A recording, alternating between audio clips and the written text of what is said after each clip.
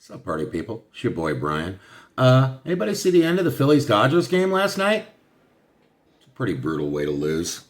But I'm not going to revel in the Phillies' loss, even though they have won 0 postseason series in the last couple of years, while the Mets have won 2.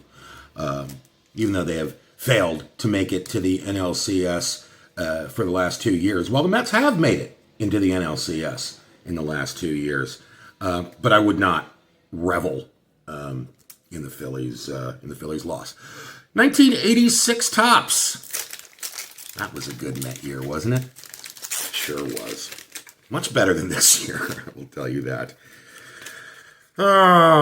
Gum stuck to Manny Trio.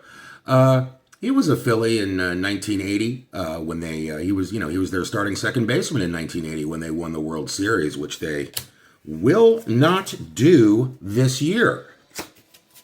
Here is Ron Romanek, or possibly Romanek. I don't know how to pronounce it. Bob Horner in action. Thighs rubbing together, creating sparks of friction as he rushes in to field a bunt. Claudell Washington in a pensive, quiet moment. We all need moments like that, especially, when we're considering how we, lost the entire NLDS by, throwing away an easy comebacker. Alfredo Griffin. Charlie Moore with the ball in his hand, looking to throw. That's a nice action shot.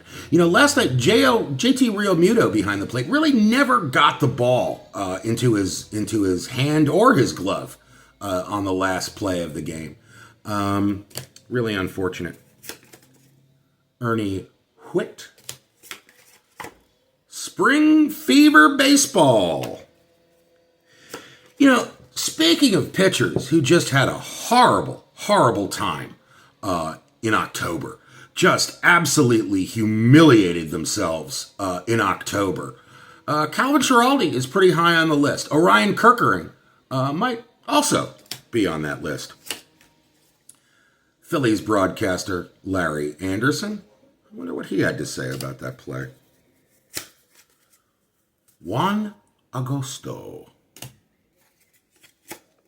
Here is Dave Winfield.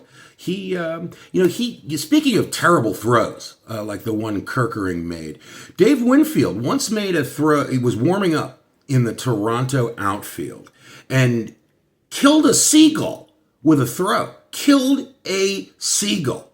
I mean, that's a really bad throw. Not as bad as Orion Kerkering's throw to home plate last night, but pretty bad. We're talking about really, pitchers who absolutely had horrible performances with just offline, wild throws to home plate in October. Bob Stanley, threw a wild pitch to Mookie Wilson that allowed the tying run to score in the 10th inning of Game 6 of the 1986 World Series. Poor Bob Stanley. Don Scholes.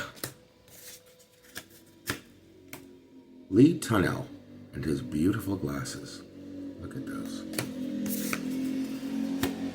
1993 Philly Lenny Dykstra. He was on that team when, Mitch Williams surrendered the home run to Joe Carter that crushed the Phillies' October hopes that year. That was pretty rough. And we end with Al Bunbury. All right, that was fun. I feel real bad about the Phillies. That's, couldn't have happened to a nicer group of guys. Anyway, have a great weekend.